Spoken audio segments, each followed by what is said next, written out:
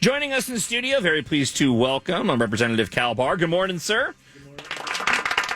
There we go. Also, on the phone from Fox News, one segment early, we'll get into some of the national stuff with him in a bit, but also Pete Hegseth. Good morning, Pete. Morning, guys. How you doing? Morning, Cal. Morning, Pete. We invited you guys on to talk about the Convention of States movement. We know you both are involved in it. You both are supportive of it. Bahr, as a member of the legislature, you're actually in a position where you can move something forward on it. But let's start broadly and explain to listeners that might not be aware, what is this effort to convene a Convention of States all about? Convention of States can be about many different topics. The particular one that we'll be talking about today, Convention of States, that's most active in Minnesota right now, it has three components to it. It has a balanced budget proposal for a balanced budget amendment, a term limits amendment, and an amendment to rein in authority from Washington back to the states, so bring the power back to the people in the state legislatures. And this convention would be called, if 34 states agree that they want to discuss amendments for those three topics and nothing else, then 34 states agree to that. Then we would have a convention of all representatives from all 50 states, draft the language for those three amendment items, and then it would be sent to all 50 states for ratification, where 38 states would need to agree this specific language, and then the Constitution would be amended. This is a mechanism that was put in place by the founders, right? To give the states, the individual state governments, sort of that ultimate check of authority on the federal government. Is that an accurate way to describe it? That is a very accurate way. It's before anybody gets crazy and thinks constitutional convention or anything else, this is simply an alternate method of proposing amendments. We're used to the federal Constitution. We're used to D.C. only being the ones to propose amendments, but the founders did know that D.C. could get out of control, and the states and the people needed a way to check that in. So you're exactly right. This is the alternate method.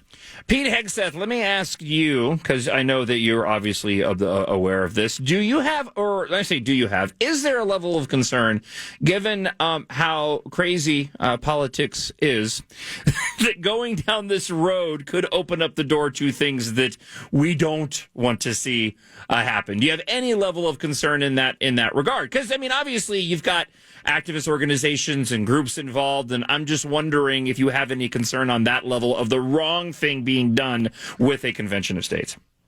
No, I don't, because of the very narrowly tailored nature of these resolutions, and the fact that there's plenty of built-in accountability mechanisms from the states' legislatures having to approve them, choosing the delegates that would go to the convention, the ability to recall those delegates if they deviate at all from their charge. So there are plenty of, and then you got to go back and ratify it in all the states as well. So the level is very, very high. People threaten the idea of a runaway convention. This is not a redo of the convention. This is simply a reflection that our founders understood that we, the people, deserve an ultimate tool to rein in a federal government should it get out of control. You know, we've heard a lot with this impeachment nonsense about Article 1 and Article 2. Well, the founders cared just as much about Article 5, which empowered the state legislatures to convene a amending convention to rein in the federal government should it get out of control. And what we've seen in Washington is that is precisely where we're at. Yes, Donald Trump is fighting it, and he hopefully will get 5 more years to fight it. But ultimately, it's only going to be people rising up that can defeat Washington. I wonder whether Adam Schiff will pay as much attention to Article 5 as he likes to pay to Article 2, should it ever come to that. I think the people will get that chance if we organize, and that's why what's going on in Minnesota is so important. Well, and I'm glad you laid that out. And so I suppose, and I'll ask, and Pete, I'll start with you, and then Representative Bahr. I'm curious to get your answer as well. So because it's narrow, and it sounds like there's not any wiggle room for lack of a better term, progressive shenanigans, I imagine that you're not getting a lot of support coming from the left on this, or pushback. What can you speak to with regard to that? Every single left-wing organization in America hates Convention of States and Article 5. Every single one. Every single one. Find one that doesn't. They're all violently against it because it would effectively roll back 100 years of the growth of the welfare state, growth of the nanny state, of the surveillance state, of what government has done to encroach on our liberties. This is a revolution without the bullets. This is the people ultimately taking control back, and that's why the left hates it. Left's all about control. They're all about the federal government, and so they like to sow the seeds of discord amongst our people and say, oh, they're going to overturn the Constitution and this is a plot. No, this is not a plot. This is a group of patriots who have read the Constitution and realize we have very few recourses left. Thank God our founders gave us this one. I couldn't agree more with everything that Pete has just said, and what I would like to add to that is this is demonized by the left. It is demonized by many members of, say, the John Birch Society is one of the loudest members, loudest organizations against having an amendment convention. It's a constitutional convention. It'll be a runaway just like the last one. I challenge anybody to go back and read the actual convention calls. They're all in line. You can print out every convention call for the original 13 states and to the 1787 convention, and you can look at their charge was to draft amendments or do any changes necessary to fix the contingency, to fix the problems of the day. So they had the authority to do anything they wanted to do. It was a clean slate. This is so narrowly tailored. It says you will only discuss this one issue. Yeah. Yeah, and that's the thing. I asked the question during the break leading up to it is, are you concerned that if this does get some momentum that it could sort of spin out of control and start covering, a myriad of issues? And you not concerned clarified, at all. You clarified for me, no, because this all the states have to pass the same one. Yeah. The only thing that's going to get out of control is the left-wing media when they go nuts. Once 31, 32, 33 state legislatures have passed it, they're going to lose their mind. I don't understand why does the left? I thought the left was all about democracy. And is this not what democracy looks like? That's the problem. We're not a democracy. We're a constitutional republic. I knew you'd take that one, Cal. Thanks, Pete. I teed it up nicely for you. Which is exactly the con is the same thing. We have been duped into, everybody says democracy. We hear that on a regular basis. This doesn't comport with our democracy. This isn't how a democracy is supposed to work. And yet we're a constitutional republic. A con is the exact same example in this case right here. Now, the three issues that you're focusing on, balanced budget, federal budget, balancing the federal budget, term limits, I assume that's for members of Congress. Correct. Right. And the last one was kind of vague, just to rein in authority. What does that look like? What can you be a little more specific as to what that means? Rein in the authority from Washington and give it back to the states. There are a couple of different ways that could look from my personal perspective. Which this is why you sit down and say we want to draft something that reins in government. Now, I'm just one of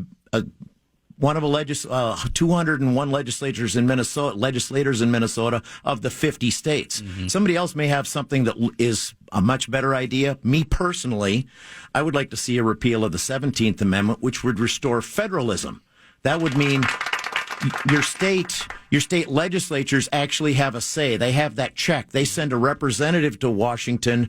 What we have now is basically two representatives of the people. Yeah. The Senate and the House both come from the same pool as opposed to where there was supposed to be that check and balance system. Right. That's my personal, that would do the reining in the federal government that way. But there's a lot of other ideas, which is why it was written a little bit on the vague side. But either way, it still has to come back and be ratified by 38 states. Pete? Listen, I'd like to see term limits for more than just politicians. A lot of these staffers and bureaucrat types, they outlast politicians. So you could look at limits on what, public service wasn't meant to necessarily be something that enriches yourself for life. If bureaucrats can outlast members of Congress, then you've got another problem on your hands. Of course, the balanced budget is going to force real decision making in Washington. Then you got to end these types of federal mandates sliding down to the states. Gigantic flat tax. Things like that you just can't propose something that's going to grow government or expand the federal government's power. The amount of creative ideas there are huge, and I think that's where you get to a convention and you get to decide that. And again, states can recall delegates if they're not being faithful to the mandate, and then ultimately the states have to ratify whatever's passed at the amending convention as well. So tons of checks, just like our founders intended. But if it ever got bad enough, and listen, I think we're all kind of living under the Trump shield right now, this idea that he's fighting off the left on our behalf, and that's true, but he's also exposed how bad it really is, like how infected our institutions are by the left. So when we look past Donald Trump, we're going to need a tool that goes even further to sort of functionally correct everything that's gone sideways in Washington. And Pete Hegseth from Fox News is something we'll probably get into a little bit more in the next segment. We're also joined by Representative Cal Bahr in studio talking about the Convention of States in Minnesota. If you want more details, there's a fantastic video posted up on TwinCitiesNewsTalk.com. If you go to the homepage there, you can click on it right there on the homepage from the Justice and Drew page. Pete, just real quick, in the looking at the Convention of States from the website, in the spring of 2017, the Convention of States in Minnesota has seen an 85% surge of support. I'm just curious if that has been increasing since then. What's the level of support right now, and how what should people do to get more involved? Well, the great thing is with Convention of States, it's the perfect activism tool. You lobby and work toward your state rep to save the country. Like, you have an avenue by which you can call Cal Bahr, you can call your state rep, you can call your state senator. And then the work of Convention of States at a national level and at the state level is to put together the coalition of people to put pressure on the right folks. We're talking, Cal knows that there's tons of squish Republicans out there, leadership types that are afraid of anything that's controversial. You got to get in their office, you got to remind them why we sent them there, and then you got to put pressure on the right committee chairs, the majority leaders, the speaker, the different people that control different processes, and make them rue the day they stood between patriots and real legislation. Like, we don't need to name any more post offices and get, that's fine. Right. It's time to do your job. And that's where you get involved with Convention of States. You're going to get involved in the front lines because Minnesota hasn't passed it yet. You got allies like Cal Bahr, and you can put pressure on people.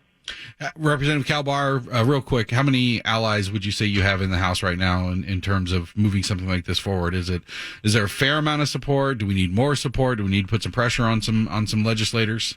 I would say that in the House right now, we're probably somewhere in the 50 to 60 legislator range, which is just shy of the majority needed to pass. There's interest in the Senate, but they're a little more on the skittish side because of that slim majority. Sure. So give me a majority in the House and put some pressure on the senators, and we'll be there. All right. Well, if people want to get involved, where do they go? Conventionofthestates.net or .com. I'll find it. I'll find it. It's probably in that pamphlet right in your hand. It is .com. Okay. Conventionofthestates.com. All right, there we go. Out a link using the hashtag TCNT. Representative Bahr, thank you so much for coming in, man. Great to see you. Thank you. Keep up the great work. Go to conventionofstates.com, press the button, sign the petition. More importantly, get 10 of your friends to do the same. When you sign the petition, then that sends a letter to your state legislator. You go on the list in their district as a supporter. We deliver those lists to the state legislators. It means something to them.